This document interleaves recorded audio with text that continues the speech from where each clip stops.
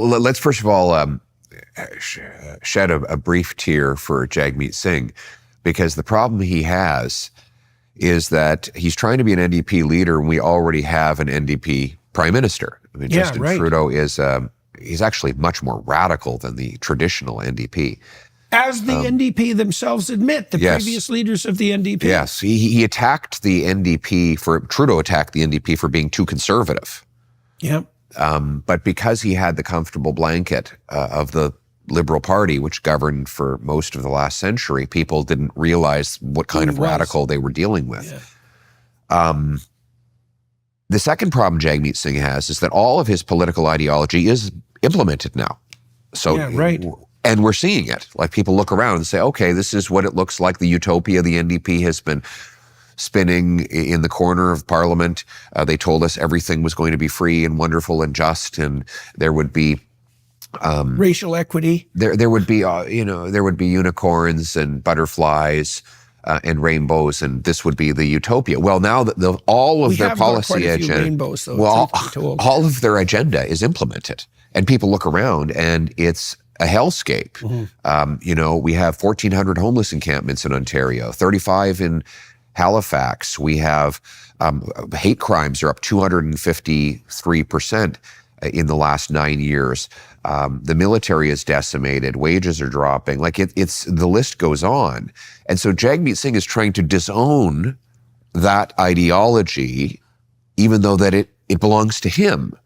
And he's trying to unsuccessfully to convince people that he's somehow different than that, when in fact Trudeau has only been doing what Singh would have done in his place. And so it is a classic for socialists. What they try to do is change their names and move on and try to have everyone forget their past. And when I say that socialists changed their names, I mean, they were communists, and then they became socialist, and then they became social democrats, and then they stole the word liberal, and then they ruined that word, so they changed their name to progressives, and then they changed their name to woke, and now they claim they don't want to be called woke anymore. Because socialists always try to disown the things they've done because it's manifestly disastrous, and that is what Singh is trying to do, while simultaneously keeping Trudeau's government going. He voted just a couple of weeks ago against a non-confidence motion that I put forward, which contained Singh's own criticisms of Trudeau in Singh's own words. So he voted against his own words to keep Trudeau in power. But I will remind people. How do you account for that from a motivational perspective? I mean, the scuttlebutt in the Canadian press is that Singh is propping up the government for personal reasons, say, regarding his pension. Now, you're making a much more political case. But what I can't understand how he can reconcile himself to himself, because what he does is so at odds with what he says that it couldn't be more different. Like, if he allied him, the other thing I can't figure out, maybe you can shed some light on this, is like, when Singh agreed to act as Trudeau's support, why the hell didn't he negotiate a cabinet seat? I mean, why didn't he make it into a formal coalition? I know that's not a traditional Canadian move, but it could happen. And so he sold his soul to Trudeau, fundamentally, decimated his own party, and gained nothing in return, including what he could have gained had he bargained properly. That's how it looks to me. And what do you think about that? I mean, he's not a very good negotiator, that's for sure. Yeah. And what we are seeing is all of these egomaniacs in both the NDP and what we now call the Liberal Party are turning on each other because they all want to disown their collective record. All of them want to say, I wasn't part of this. And whether it's the outgoing finance minister Freeland, or Mark Carney, who's been writing the financial plan behind the scenes, or Jagmeet Singh, they're all trying to say, I wasn't there, I wasn't part of it, I'm something completely different than what you see. That is just an illustration of how much of a disaster their agenda has been. And I think that's why we're doing so well, and we're going to defeat them, and Canadians will give me a mandate to take the country in a completely opposite direction. America's healthcare system is lacking in any real care. Insurance companies regularly deny progressive treatment options, primary care physicians refuse to order comprehensive lab work, and the standards of care lag years behind the leading research. That's where Merrick Health comes in. Merrick Health represents a paradigm shift in how we approach medicine. The premier health optimization platform, Merrick Health empowers you to maximize your longevity and performance with the confidence that comes from having experts in your back pocket. They offer cutting-edge diagnostic labs, concierge health coaching, and expert clinical oversight. They help you achieve your health and fitness goals by leveraging data-driven lifestyle and nutrition recommendations, along with supplement and prescription treatment options. If you're listening to this show, then you're probably a proponent of taking your health into your own hands. That's why we've teamed up with Merrick Health to offer a turnkey optimization package designed for those who want to maximize their performance and longevity with the most elaborate testing on the market. You'll receive extensive lab work, thorough lab reports, video calls with Merrick's health experts, and expedited onboarding.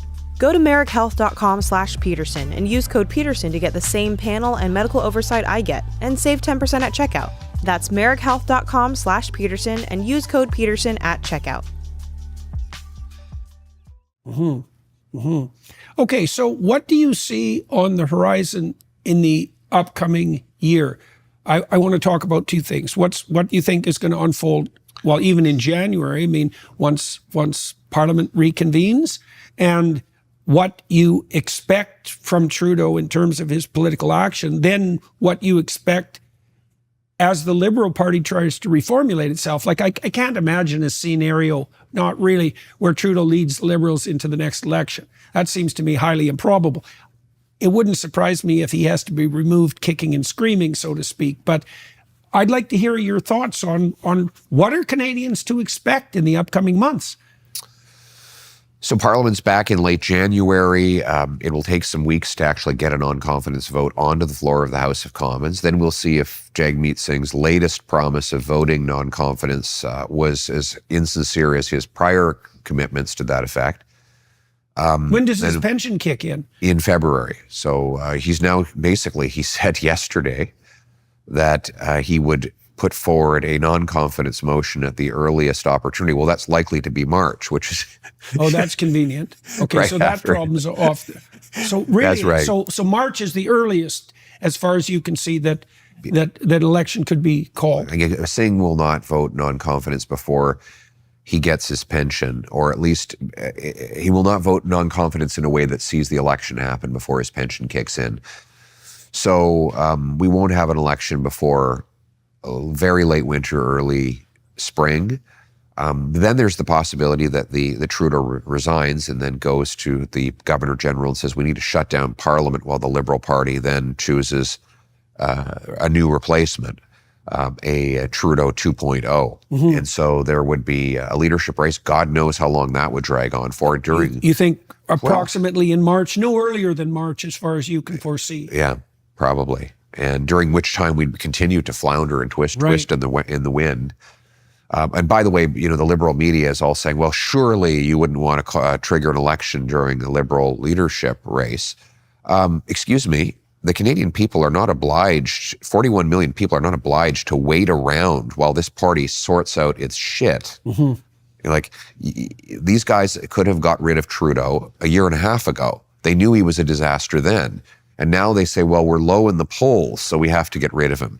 Now, you didn't care when he was just depriving single mothers of food for their kids, or doubling housing costs, or unleashing crime in neighborhoods across the country. But now you're really concerned about getting rid of him because your poll numbers are down and you want to keep your job. Sorry, that's not a good reason to paralyze the entire country, in the face, by the way, of a major negotiation with the incoming U.S. president, who enters with a massive and powerful mandate, and a man who has proven that he can spot weakness from a mile away.